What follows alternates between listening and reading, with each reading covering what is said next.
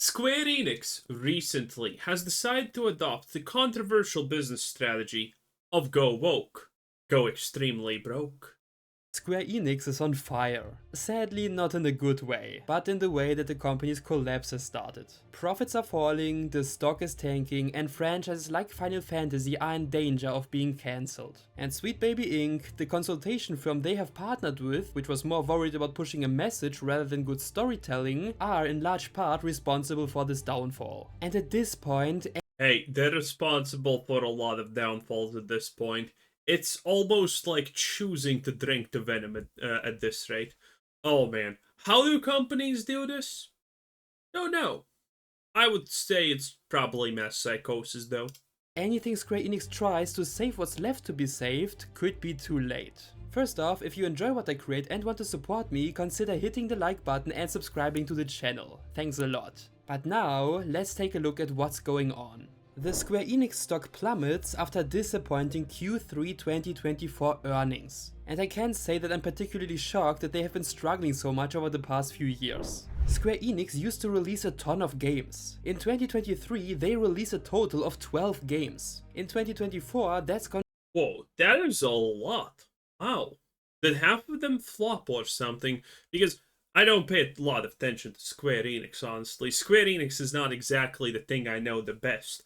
But I do recognize these situations pretty well. They all kind of follow the exact same playbook of absolute redundant stupidity. Gonna drop by almost half, down to just 7. Now, that's still a lot of games, but significantly less than the year before. Is that a sign of their struggle? Very possible. I was actually quite shocked when I found out that they released 12 games last year. I was expecting maybe 2 or 3, but then I found out it was actually 12. And yet the news are saying that they're struggling financially. And the reason as to why. Well, releasing a lot of things doesn't mean that you're successful at it. Look at Marvel, look at Disney. They release a ton of stuff, and 9 out of 10 things are absolute garbage.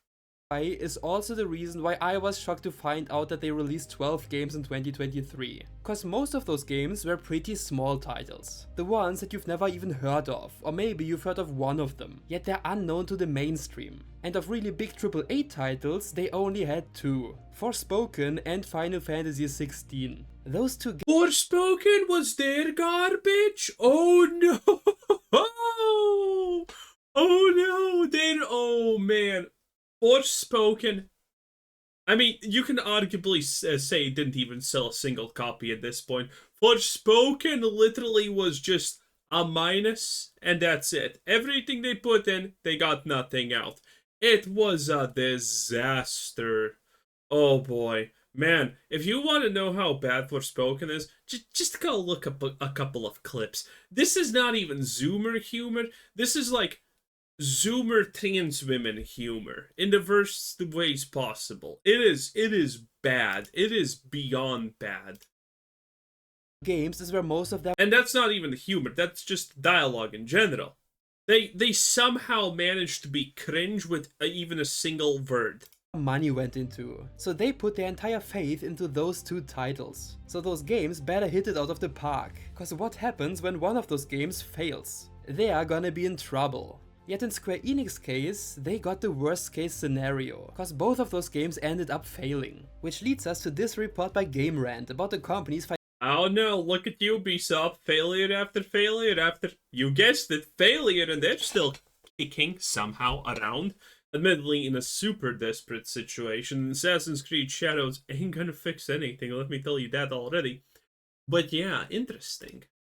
Financial disappointment. So they say, and I quote, Square Enix stock plummeted over 10 points on Monday, November 11th. The company hence lost the equivalent of hundreds of millions of dollars in market. Hundreds of millions of dollars market share, that doesn't mean a lot.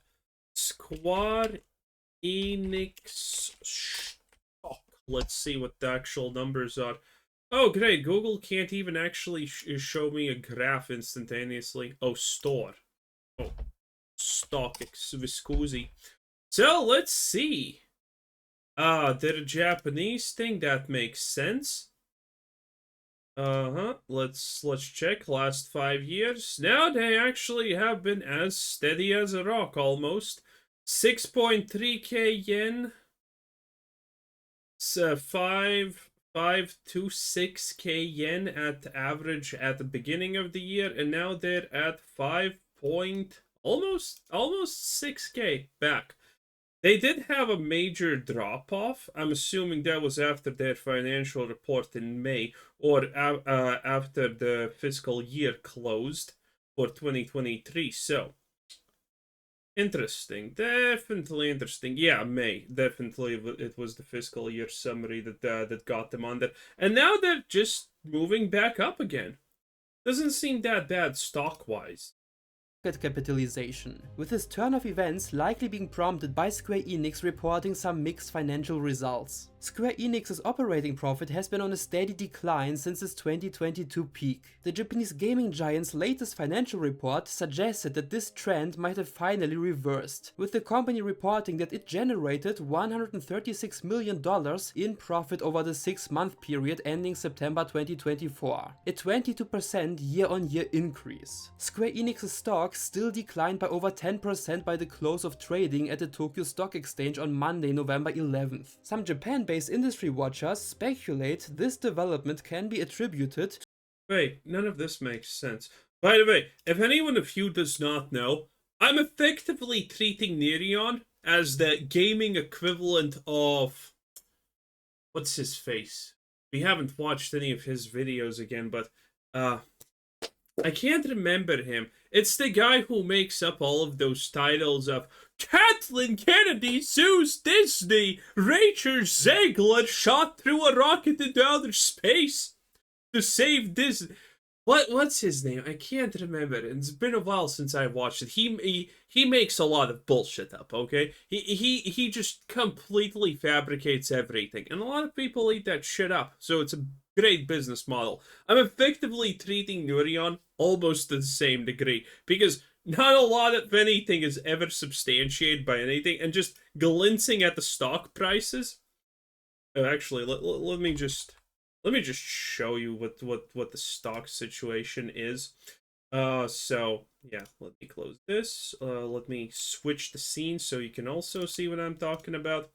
Okay, Firefox. No, that's the adult stuff. Google Chrome. There we go. Okay. See? This is what I'm talking about. This is literally the last day. This is the last 5 days, okay? This is probably what he's talking about, which is a crazy increase for no reason. And this is after February 14th. Anyone who's speculating on this, and by the way, this is not a 10-point drop. I have no idea where he's getting this information from. And again, look at the past 5 years. This is what I'm talking about. They're doing pretty decent. In the past 5 years, 8% growth, which is not good, by the way. You should be expecting your 10% growth and whatnot. But still, as you can see, when you go to the max, better than expected, better than anticipated. So, if I'm a stockholder in Square Enix, I'm not exactly too worried about my life decisions currently. You know, the year to date is a little bit more questionable. This is the fiscal year closing, as I said, probably when a lot of things happen. But he just said that they made a hundred whatever million in the past 6 months, which is, I mean, doesn't add up. So again, this is the... I can't remember the guy, boys. You know who I'm talking about. It's killing me that I can't remember his name, but he does all of those sued, exposed, blah blah blah videos for Disney, Star Wars, and whatever. To a number of troubling figures contained in the company's latest financials. Although the operating profit for the reported 6-month period has increased year on year, it has most recently been on a heavy decline, falling 27% in Q3 of 2024. Combined with the fact that Square Enix's premium game sales are down year on year, this decline might be what prompted the investor sell-off that caused the company's stock to plummet. End quote. They go on to report that investor sell-off? I mean, we don't actually see the liquidity on those graphs in Google, but fuck it. Square Enix lost $350 million in market cap since the start of November 2024. Okay. Clearly, those are terrible news for Square Enix. And no, yeah, not really. Let me explain you one thing about stonks, okay? Amazon stock going down 50%. Sure, Jeff Bezos probably spinning in his non-existential grave just yet. Fucking lizard man. But that doesn't actually mean anything for Square Enix. Stonks in general, are magical numbers that don't mean shit. Until the point that you sell something. That's when they actually mean anything. So, Square Enix taking a 20% hit to their stock doesn't actually impact the way that they operate. At all. Because unless they are trying to get more liquidity by selling stocks, just doesn't fucking affect them. Okay? That's how this works.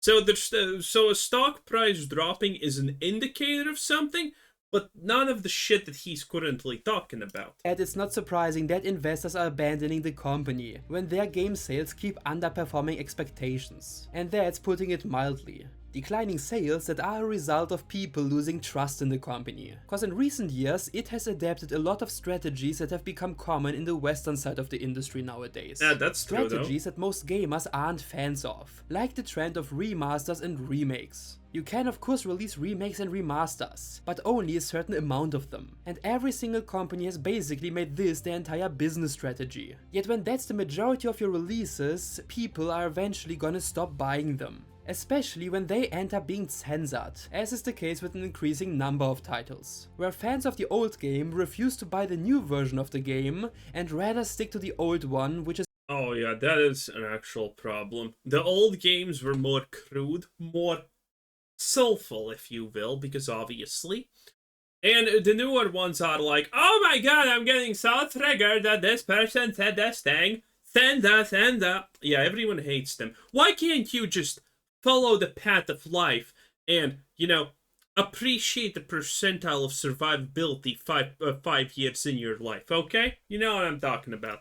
Is uncensored and 10 times better. And new players that see the game will think twice about whether they should buy this censored version of it for full price, or whether they should instead just buy the old version, which may have worse graphics, but on the other hand is uncensored and usually also a lot cheaper. Censorship is quite unpopular among gamers, and it does oftentimes result in the game's sales tanking or the sales numbers at least taking a big hit. One example is the Final Fantasy VII Remake, where Square Enix added God.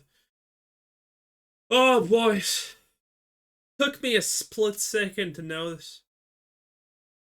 Look at the color of the pipes. Oh my god, it's just so different.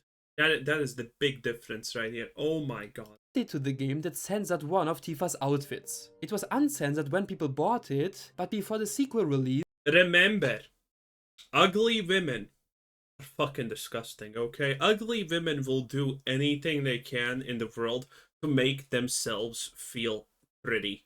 And one of the things that these ugly hags will do is they're gonna try to censor every good-looking woman instantaneously, because if everyone's ugly, they're no longer ugly. The mindset of the weak is never to be adored, because it only brings calamity to us. The weak do not deserve to inherit the world. The weak deserve nothing. And we cannot let these weak, pitiful creatures thrive. Especially on our doorstep. Especially in our fucking houses. They censored it. This caused a big outrage, cause for one, censorship is unpopular in general. The sole reason of them going back to edit the game only to cover up her chest was seen as ridiculous. And the general concept of them adding censorship to a game years after people bought it, so people can't even return the game, was seen as an incredibly scummy practice. And yeah, it is. It's not something that should be normalized. People were right to call Square Enix out for this, and that only made people's mistrust in the company grow. And then we had articles like this. Square Enix president reveals Final Fantasy XVI and Final Fantasy VII Rebirth did not meet profit expectations. So even their arguably biggest that's because the profit expectations were probably extremely insane. That is also a huge thing. Franchise is now affected by this growing mistrust in the company. The sad part about this is that neither of these games is bad. Both of them were well received. FF7 Rebirth even being a contender for Game of the Year. But a major reason why both of them failed... Man, this doesn't actually work, okay? You can remake old titles, but you need to be sure that the fanbase actually wants you to remake them. You need to make sure that people are like, oh, it's a legendary thing. When it comes to Diablo, for example, Diablo 2 Resurrected kind of worked, actually. People bought it. I bought it, and I don't think it's bad. It had server issues and all of that stuff, but that's different. That's a different thing. That it was worth in buying it, because there is a player base and it's a legendary thing, right? But for Final Fantasy, yeah, the Final Fantasy genre is very, very well known. It's epic. It is legendary in a lot of ways, and it has a lot of sway and whatnot. But Final Fantasy effectively is suffering from the same thing. Fate is suffering in anime. You know, Fate Grand Order, Fate Stay Night, Fate Strange Fate, all of these things. And it's the problem of there's just too much. If some person wants to actually get into Fate, they need a fucking flowchart with a gypsy woman prescribing you your fucking future to actually understand what to actually watch, okay? The moon's the vampire god. Don't worry about it. All of these things. Fate was literally the series that actually created the don't worry about it meme, because don't worry about it, okay? And Final Fantasy, to a degree, is actually the same thing. A lot of people know about Final Fantasy, but which are the good ones? Do you actually need to play 6, 5, 4, 3, 2, 1, 0, minus -12 to play 7? Who fucking knows? Isn't Final Fantasy an MMORPG? I don't fucking know. Yeah. It's really hard to tell what can you even play Final Fantasy remaster or remake, because people just don't know. People just don't know. People know that Final Fantasy is a good thing, but people haven't played it, and they don't want to waste money. Was the exclusivity to the PlayStation 5, so only a fraction of the gaming population was even able to play them, cause most gamers don't own a PS5. And the other reason is the one just mentioned, censorship. Especially with console releases, censorship is a big deal. Cause if they censor something, there's no way for you to undo it. With PC, you at least have mods that make it possible. Yet with consoles, no one cares that PC has mods. You gotta take that risk, and that scares many people off. Especially nowadays where censorship has become such a huge issue, where these companies see everything as problematic, even things that aren't. Let's take the example from earlier. They decided to cover up Tifa's chest years after release, cause it has become problematic and sexist in the eyes of those companies to portray female characters in an attractive way. They don't want go woke, go broke. Them to look attractive, they don't want them to show any skin or to appear feminine, cause all of those things appeal to the but the ugly ones can try to be as naked as possible, by the way, which is the flip side, which is disgusting. Male gaze, as they call it. And they want to avoid love my that. male gaze. A delusional way of thinking, of course. My favorite part of life is my male gaze. You know what I did today? I went to the gas station, saw a cute girl, tried to hit her up. She said no. My male gaze did not work as good as intended, but it still did its job. It fucking tried. And while the majority of people don't agree with them, we aren't able to change the game's creation, cause it's the studios that are in control. But the one thing we can do is to vote with our wallets. And people did that, which ended up tanking the sales of FF7 Rebirth. And those of Final Fantasy 16, even though that game wasn't even a direct sequel. But it's a part of the same... Man, look at this. We have Spider-Man 2 also here. We have good old Star Wars Outlaws. Yeah, everything that Vogue touch just turns to shit. It's the natural way of the world. Suicide Squad, oh my lord in heaven. More of this atrocity. Oh, it is what it is. Anyway, I guess that was Nereon. I still can't remember the guy that I want to compare, because some of the stuff he says is just, where do you even get that? Anyway, have a nice day. Bye.